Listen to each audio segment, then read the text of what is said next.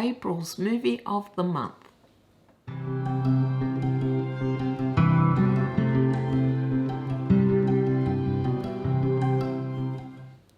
G'day my lovelies, and welcome back to my channel, or welcome if you haven't been here before.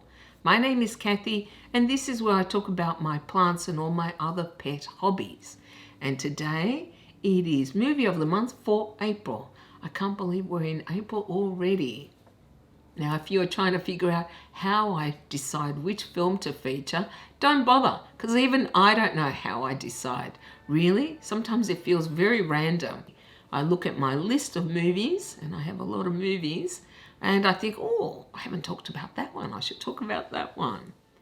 Today's film is one that I think is suited for teenagers and upwards, and it is 2001: A Space Odyssey. I expect that not everyone is going to like this film if they have seen it. Most likely you have, especially if you are a movie buff, because it is considered one of the greatest films of all time.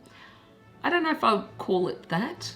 I definitely think it is different to so many other films, that it doesn't appear to be a film as such, but rather a piece of art, in my opinion anyway. It came out in 1968 and it was directed by Stanley Kubrick, who was a visionary in my opinion. His films are like nobody else's. Kubrick's style was so distinctive and so visceral. I would even call it majestic at times, that I often do just sit back and let the film just wash over me. He had such a talent at almost overwhelming you with his visual style. I really do think that, particularly with 2001. I think I saw it first back in the 70s when I was at school. Our teacher took us to watch it in the cinema.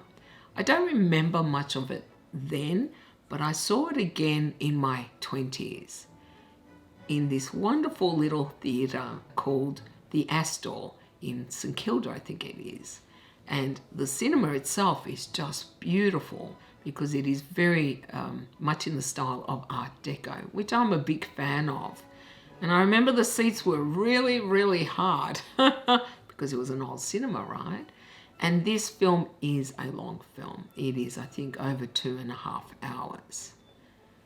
Some people argue it is extremely slow. I think that the pace is just right with this film, because that is part of its charm, is the grandeur, the scale of what he was trying to accomplish. In addition to directing the film, Stanley Kubrick co-wrote the script with Arthur C. Clarke, very famous science fiction writer. Apparently it was based on one of Arthur C. Clarke's short stories. There isn't a lot of dialogue in this film. The acting as such, I can't say is good or bad. I think it is average. I should tell you what the film's about, right? The story starts out with the dawn of humanity, where ape-like humanity is confronted with this strange structure, a monolith, and they are trying to figure out what it is. And this structure leads to humanity's evolving into working out that they can utilize different things as utensils or weapons even. And there is a very famous changeover scene where we go from apes brandishing bones to a space shuttle. I have heard it described as the biggest jump in time in any film ever, and I believe that's probably accurate. And again, humanity is confronted by another monolith, but this time on the moon surface. The premise is really humanity's realization that they are not alone in the universe, that this monolith was created by another species, an alien species. And every time humanity has been confronted with these monoliths, it leads to an evolutionary jump I guess you could call it. And I think what is so brilliant about this film is the choice of music. Originally, Kubrick intended to get somebody to create a score for the film. And whilst he waited for that, he actually put classical music to it. And he realized that it works so much better with classical music. And I think that if he had had a score put to it, it would have completely changed the actual impact of the film. The way he used famous classical pieces to certain scenes uplifted this film from just being something strange and extraordinary and wondrous to spectacular, to awe-inspiring. The scene where the space shuttle docks, accompanied by Strauss's, I think it's the Waltz or Danube, is one of the most memorable scenes I have ever seen. His use of music with particular scenes was just inspired. This is the kind of film that you can just sit back and let it wash over you. You may not always know what he is intending with every scene, but that's not the point. It is just, I think, for us to contemplate our place in the world, in the universe. It also does touch on humanity versus artificial intelligence, how the computer, who is very memorable in this film, and with good reason, he almost seems alive, and how he interacts with humanity, with the people on the spacecraft, is really fascinating to watch. This is not a film about character development. You really don't care about any of the particular characters in this film. It is much more grand in scope. It is more about, I think you could call it, esoteric questions like our place in the universe, the place of artificial intelligence in our world, about evolving, about transforming. There are just so many different things that you think about, I think, throughout this film. And I think everyone takes away different things depending upon what they find most compelling about the film. It is not one of these films which you will watch and think, oh, I know what's going on. No, it definitely makes you think. It is much more a cerebral film rather than one with great special effects. Not that there aren't any, there are wonderful special effects which for the time were outstanding, but it is Kubrick's vision of our future, of our place in the world, that is so compelling and so inspiring, awe-inspiring, I would say. This film has been very influential over the years. I have heard people like Steven Spielberg and George Lucas saying that this film has definitely influenced their movie making.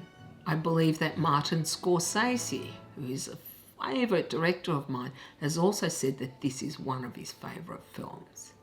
But it is not a film for everyone. At the time that it came out, it was polarising. The critics couldn't decide. Some absolutely hated it, whereas some absolutely loved it. I think it will also polarise an audience. There are some people who will love this kind of film simply for the visuals, if nothing else, whereas others will be frustrated that the dialogue is not very well written or that there isn't enough character development. But I think that misses the point. I really don't feel that this film is about characters, is about the dialogue. I think it is more important to get an overall sense of what Kubrick believes or thought our future might look like. That's just my opinion anyway. With time, it has become known as one of the greatest films of all time. And I will leave that up to you to decide if you think that or not. I'm not sure if I would say that, but I find it very difficult to pick just one great film. I think there are just so many that are different, and this is certainly different to anything else that came out at the time. If you haven't seen it, I highly recommend 2001: A Space Odyssey, particularly if you like films that make you think, that are visually stunning, that are so different from anything else you might have seen. It reminds me a little of Contact in the sense that its scope is much grander than just our little corner of the universe. I did want to add one more thing. It is ironic that back in the 60s, not just in the 60s, also in the 70s with Alien, that many of these filmmakers believed we would be much more advanced than we really are. Interesting, isn't it, that we have advanced in some ways, perhaps more advanced than they anticipated, and yet in other ways we haven't. I always find that fascinating. Well, that is all I have to say today. Let me know if you have seen 2001, and I would love to hear your opinions on it. And you can let me know down in the comments, or you can contact me on Instagram. Thank you guys so very much for hanging out with me. I hope you enjoyed this video, and if you did, you can give it a thumbs up. If you haven't already, please do consider subscribing to my channel, as it helps my channel to grow. I hope you all have a beautiful day, and I will see you next time. Bye.